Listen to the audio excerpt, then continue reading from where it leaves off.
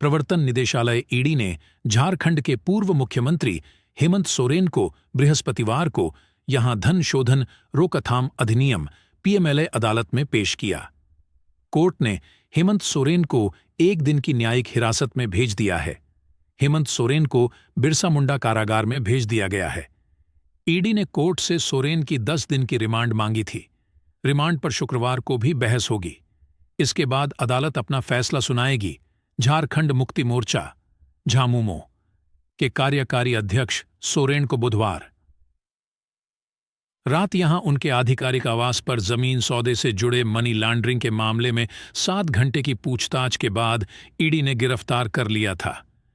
ED ने भारी सुरक्षा के बीच सोरेन को यहां पीएमएलए अदालत में पेश किया। वहीं ईडी ने जांच से जुड़े कुछ रिकॉर्ड भी कोर्ट में पेश किए हैं। ईडी ने कोर्ट को बताया कि 13 अप्रैल 2023 को छापेमारी में revenue sub inspector Bhanu Pratap प्रसाद के यहां बड़े पैमाने पर जमीन से जुड़े रिकॉर्ड रजिस्टर मिले। 1 जून 2023 को रांची में भानु प्रताप के खिलाफ रांची पुलिस ने केस दर्ज किया था। इसके बाद 26 जून 2023 को रांची पुलिस की एफआईआर पर इस मामले में ईडी ने मनी लॉन्ड्रिंग का केस दर्ज किया। जांच में पता चला कि भानु प्रताप एक उस बड़े सिंडिकेट का हिस्सा था जो बड़े पैमाने पर सरकारी जमीनों की फर्जी सेल डीड बनाकर रेवेन्यू रिकॉर्ड में हेराफेरी कर जमीनों पर कब्जा करवाने में लगे थे। ऐसी कई जमीनों पर हेमंत सोरेन का भी कब्जा था और ये उनके स्वामित्व में थीं। सोरेन की ऐसी कई संपत्तियों की जानकारियां भानु प्रताप के मोबाइल से मिली।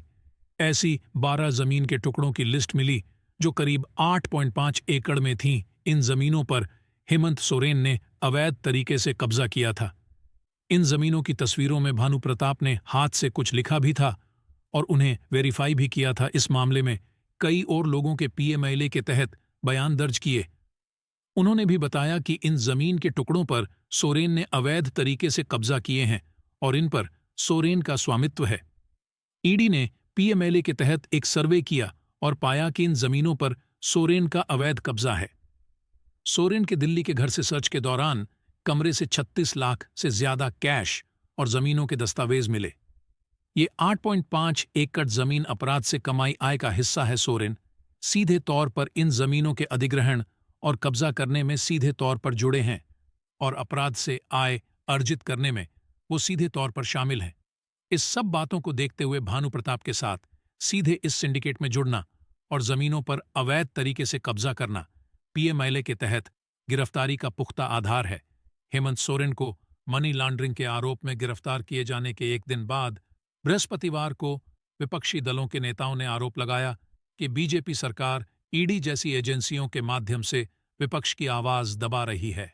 पश्चिम बंगाल की मुख्यमंत्री ममता बनर्जी ने झारखंड में हेमंत सोरेन को गिरफ्तार किए जाने के 1 दिन बाद बृहस्पतिवार को आरोप लगाया कि भारतीय जनता पार्टी भाजपा आगामी लोकसभा चुनाव जीतने के लिए विपक्षी नेताओं को जेल में डाल रही है। बनर्जी ने नादिया जिले के शांतिपुर में एक सार्वजनिक वितरण कार्यक्रम के दौरान कहा कि अगर उन्हें सलाखों के पीछे भी डाल दिया जाए तो भी वह इससे बाहर आ जाएंगी। कांग्रेस नेता कार्ति चिदंबरम ने कहा कि यह चुनावी मौसम है और ईडी को किसी कारण की आवश्यकता नहीं है। राष्ट्रवादी कांग्रेस पार्टी राकांपा की सांसद फौजिया खान ने सवाल किया कि ईडी और सीबीआई जैसी एजेंसियां केवल विपक्षी नेताओं पर छापे क्यों मारती हैं। उन्होंने कहा, इतने दिनों में यह स्पष्ट हो गया है कि ईडी आयकर विभाग के छापे विपक्ष के सदस्यों के खिलाफ हो रहे हैं। भाजपा एक वॉशिंग मशीन की तरह है। यदि आप उस तरफ जाते हैं तो आप साफ हो जाते हैं और यदि आप विपक्ष में जाते हैं तो आपको गिरफ्तार कर लिया जाता है। नई ताज़ा खबरें देखने के लिए भारत न्यूज़ चैनल को सब्सक्राइब करें, लाइक करें, कमेंट करें और बेल आइकन भी दबाएं ताकि हम आपको नई अपडेट दे सकें। धन्यवाद।